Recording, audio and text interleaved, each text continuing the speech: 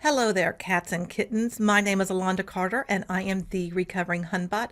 I create anti-MLM videos. If that is your jam, then you might want to consider subscribing.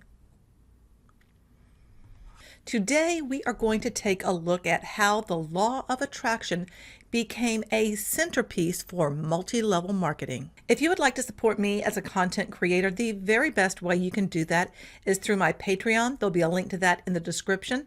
There's 3 tiers ranging from $1 to $10 a month, and literally any amount helps. Overall, the concept of the law of attraction isn't new.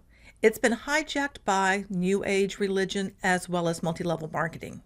Now, the story that I'm about to tell you, it may not be complete. There might be some missing parts because, if I told you everything, that would probably be a series. However, what we can do is take a look at the past and then look at the present, specifically look at Esther Hicks or Abraham Hicks, depending on whatever you want to call her, they. You may or may not know who I'm talking about, but you're about to find out. Anyway, we are going to take a look at the rise of Esther, Abraham, and see how all of that unfolded. I will say that I have a difficult time doing this because when I was in multi-level marketing, I was a full-on believer. Now, the concept of the law of attraction, or really Esther Hicks, this is something that has come in and out of my life. And it wasn't until that I was in multi-level marketing that I just decided to embrace whatever it was that she, he, they said. And then I woke up. Now come with me and let's travel and look at the development of the law of attraction and the rise of Esther Hicks. Okay, before we get started, there's something that I do want to share with you, and this is definitely not sponsored. You may or may not know that recently I decided to try different beauty boxes because, since MLM, because I was laid off, breast cancer, all of that, all of my beauty products or anything, they are just so old. So I decided to try beauty boxes, but then that ended up extending into trying a few other things. I decided to try HelloFresh because the main reason is my husband and I eat very differently. He says he's particular. I say he's picky. He won't eat anything green, and do not get a mushroom near the man. Anyway, it's a struggle for me to, come up with recipes that I feel that, will meet both of our needs. And he always tells me, don't worry about him. But, I love him, so I kind of think about him and stuff. Well, I decided to try HelloFresh, and what I did was I ordered meals for the month. That doesn't mean they all arrive at the same time. You do it week by week. So I just went through and I picked out meals for each week in March because I wanted to try this. And so far I've had 2 weeks of deliveries and all the recipes have been absolutely amazing. I've really enjoyed having this. Given the state of the world right now, specifically, the COVID-19 pandemic, I just thought, well, maybe some of you guys would want to try this too if you haven't and you've maybe considered it, or maybe you haven't considered it, but maybe you will now because, hello, people are running out of toilet paper. It is a thing. By using my code, you get $40 off your first box. Now, what I mean by box is you go and you pick out your meals and then everything arrives for you is in this box and it's packed with ice and you can recycle everything, which is absolutely fabulous. Everything comes in different little bags. So you have your meals in different bags and then you have recipe cards that go with whatever it is that you ordered. And personally, I find it to be super convenient, super easy. And the great thing is that I get 2 meals out of each because my husband isn't going to eat any of that stuff. So you can use my code, which will be on the screen. Also, the code will be in the description. And if you want to try it, I'll get $20 credit towards whatever it is that I get. I'm not getting paid for this. I just wanted to offer it to you because I've really enjoyed it. And I definitely see the value, especially now when we're being told, there's this whole limited thing of interacting with people. I know here in Houston, our enormous rodeo was shut down. South by Southwest in Austin was shut down. sports events that we're having. I mean, it's only going to be broadcast. Nobody's going to be in any of the arenas. Things have changed dramatically. So if this sounds good to you, try it out and see how you like it. Phineas Quimby is described as an American clockmaker, a mentalist, and a mesmerist. Mentalist is defined as a performing art in which a person seems to have highly developed mental or intuitive abilities. A mesmerist is someone that induces hypnosis through their animal magnetism. Animal magnetism is said to be an invisible natural force found in all living things, according to Franz Mesmer. And it's said to have physical effects, which can include healing. Phineas Parkhurst Quimby is generally considered to be the founder of the New Thought movement, which was a religious metaphysical healing cult. Quimby used hypnosis and the power of suggestion to heal. To him, sickness was simply mind over matter. If someone was sick, then the sickness was a result of the patient having mistaken beliefs. Discovering the truth is the cure.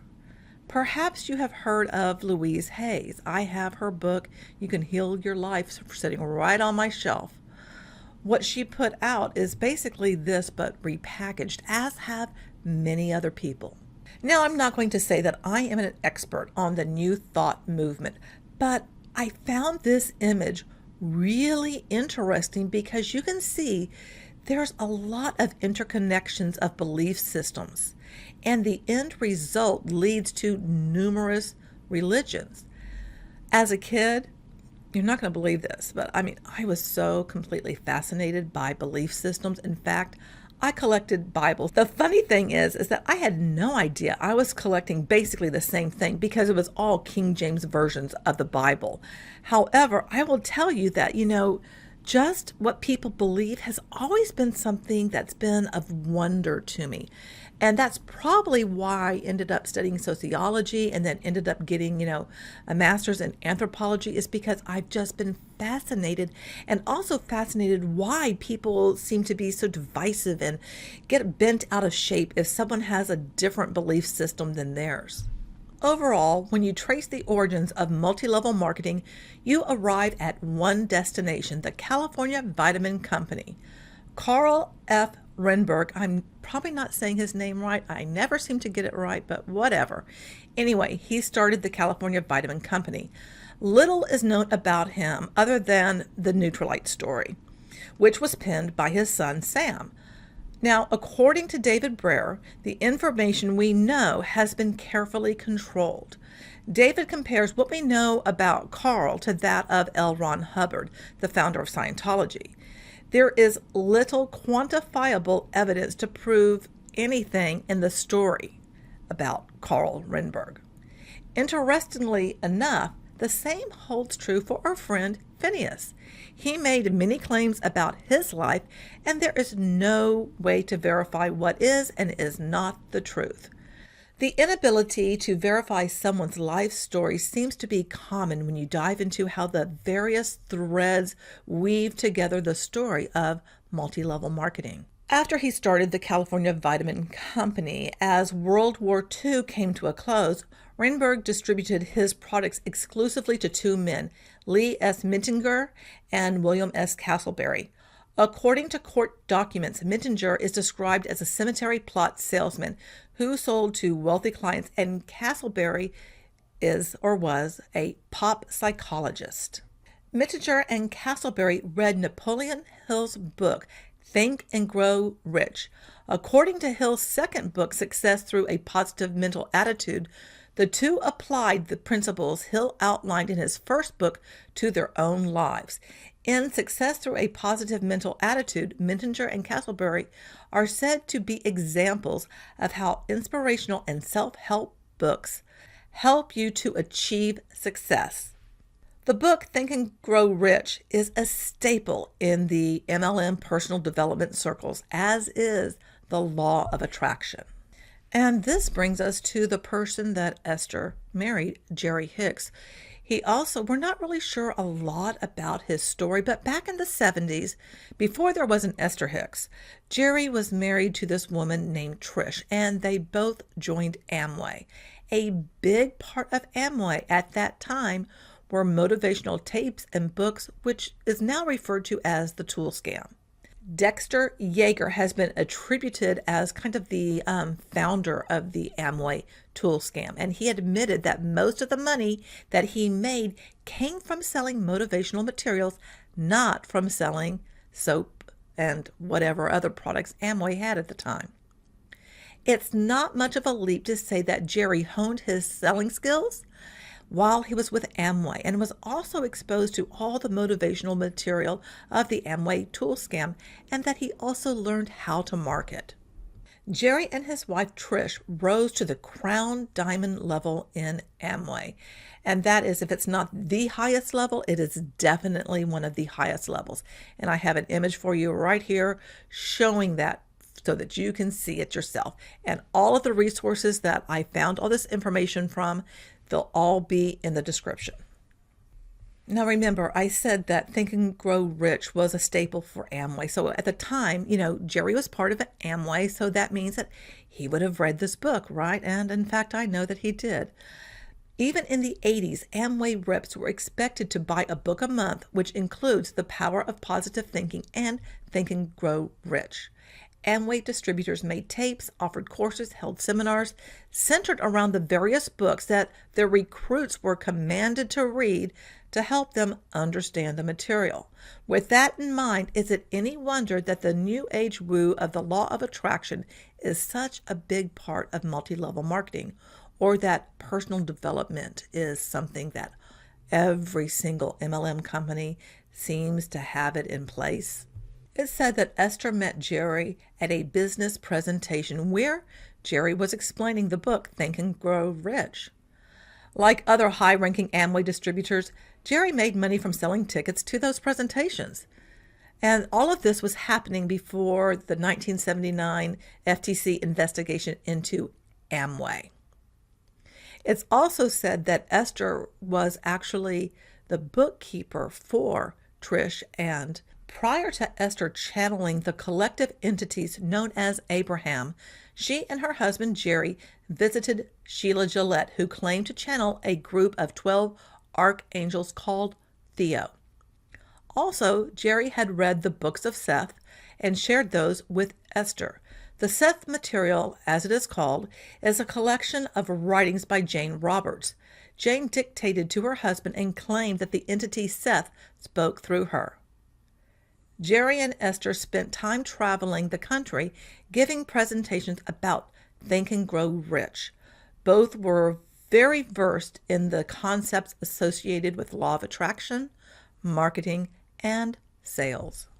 By combining the teachings of the New Thought movement, the Seth material, and Napoleon Hill's writings, Esther and Jerry branded their amalgamation as the teachings of Abraham. So if Esther was indeed Trish's bookkeeper, then she would have been familiar with the Amway culture and probably all that positivity, that keep a positive mindset and all the personal development associated with it, don't you think?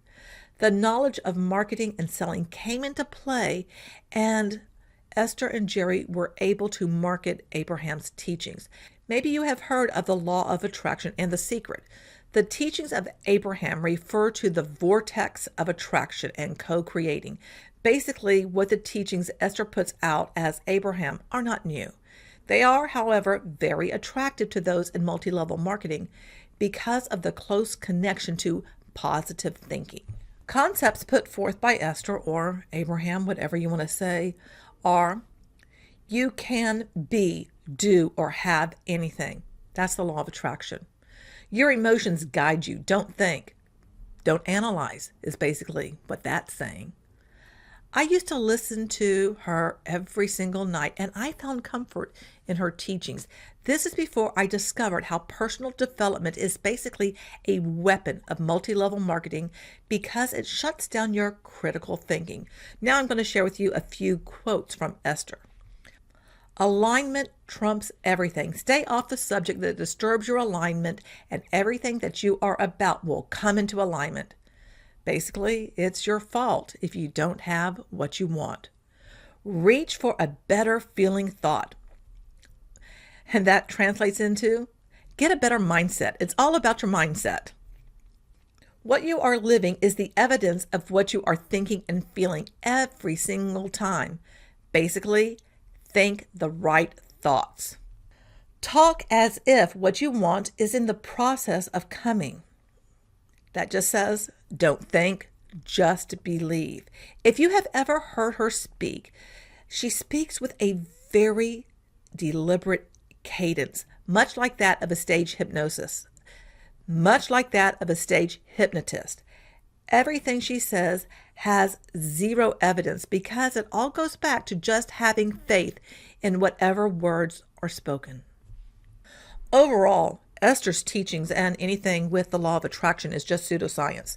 Pseudoscience is a collection of beliefs or practices mistakenly regarded as being based on the scientific method, whereas science is defined as the intellectual and practical activity encompassing the systematic study of the structure and behavior of the physical and natural world through observation and experiment. There is nothing about anything in New Thought, Napoleon Hill, or what springs out of Esther's mouth channeling Abraham that is verifiable. And I thought that this graphic about the differences between pseudoscience and science would help you see how they are very different. But anything that like Esther says or somebody who purports the law of attraction, it sounds good. It feels good, and that's part of the overall sham is, they just want you to base everything on your emotion. Pseudoscience has secrecy of data. Science, publication of data. Pseudoscience is science by press conference. Actual science by peer review. The argument for pseudoscience is ad hominem, meaning they're going to attack you. The argument of science is ad rem. Pseudoscience relies on anecdotal evidence, whereas science relies on empirical evidence. Pseudoscience appeals to holism. Science appeals to reductionism. There is a lack of theoretical agreement in pseudoscience. There is the acceptance of paradigms within the field of science. Within pseudoscience, there's the exaggerated importance of key persons, such as Esther or Abraham, and many others. Whereas in science, it's a shared endeavor. The various books and the concepts in personal development shut down your critical thinking. Overall, the concept is like attracts like, and you will always attract what you think about. So it is your fault that you are not having success because your thoughts are preventing you from having it. In contrast, Paul Elder's framework of critical thinking focuses on the analysis of thinking, the evaluation of thought, and improving how you think by what you have learned. When I found this graphic on critical thinking, I immediately thought about Bloom's taxonomy. Bloom's taxonomy is used to write instructional objectives, and the first one was created, it was 1950 something, and there's been a revised version. I want to say that one came out in 2001. I can't recall off the top of my head. Anyway, but when you write instructional objectives, from the bottom to the top, at the bottom is the most simplest, the knowledge level, going up to the most complex, evaluation. So when I looked at this, I thought, wow, everything when I see about critical thinking, that's built into the taxonomy of how you write instructional objectives and how you teach. In personal development within multi-level marketing, there is no room for you to think. You are expected to act as you are told to act and to not evaluate anything. Just trust and believe. Blind faith is all you need. People who are purporting that you can manifest your dreams are a dime a dozen, and yet they have very, very large followings. Like Esther, they have a loyal fan base who are completely manipulated by their teachings. I bought their books, courses, and masterminds. I spent thousands of dollars after being laid off and dealing with breast cancer. And I didn't have, the money really to spend on any of that. One of these ladies pictured here knew my situation, and I had a personal conversation with her, and she had absolutely no problem saying that I was a perfect fit for her $4,000 course, and I put it on a credit card. Given Esther's backstory and the association with Amway, she seems to fit the bill of being a charlatan. A charlatan is a person falsely claiming to have special knowledge or skill. They're basically a fraud, as are the other people that I shared their pictures with you. They all have this special knowledge. They're going to teach you the way. They don't have any special knowledge. They just want you to think that. The law of attraction and those who teach that special knowledge are no better than anyone selling snake oil. These charlatans are at the helm of many MLMs. They are the top Huns who have gone through thought reform. They are those on the sidelines shilling their wares as masterminds, courses, and a host of other things, all designed to slip into your pocketbook and slip into your mind to make you think that somehow multi-level marketing is going to work for you. Overall, the American cultural values are leveraged by multi-level marketing. They're leveraged by the use of personal development and this law of attraction, because the things that we believe include we have individual freedom, and this is associated with one's self-reliance. Relying on yourself, it's up to you. Doesn't that sound a lot like multi-level marketing? Then there is the idea of the equality of opportunity, which is part of multi-level marketing, and it is up to us to compete so that we can achieve our goals. And then there's the material wealth that is achieved through hard work. With multi-level marketing, everything is all about just work harder. Just work harder. If you don't have what you want, you haven't done it enough. You haven't been at it long enough. You haven't put forth enough effort. All of that is a bunch of hooey. MLM implies you will be free through the opportunity that everyone has an equal chance for this success. Your material wealth comes from your own effort, and if you do not have it, then, like I said, you just didn't work for it hard enough. It's all on you.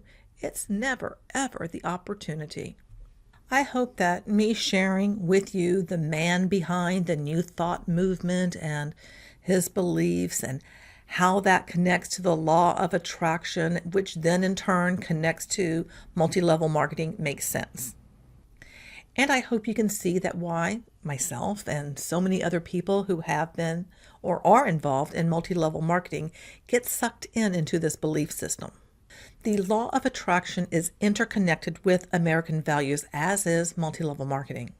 Esther and her husband repackaged all these concepts that they learned from Amway and created a persona that has allowed her to have a vast fortune and speak to thousands of people. Esther's words feel good. They're comforting. And when you feel good, you can overlook that you're not really getting anything back. There are hundreds and thousands of people who full on believe in the law of attraction 100%, in spite of the fact that there is no verifiable evidence of any of this. Now, I want to ask you something. If you were in multi-level marketing, was personal development like a big part of it? And was this all part of developing the right mindset for success? Let me know below in the comments. I also want to ask you, how did all of that play out for you? What was your experience like getting involved in personal development, working on your positive mindset, perhaps even, thinking about the law of attraction, writing affirmations, doing all the things, the vision boards, all of that? How did that work out for you? If we want there to be change in this world, remember, it is up to us to speak out. And remember, change starts now.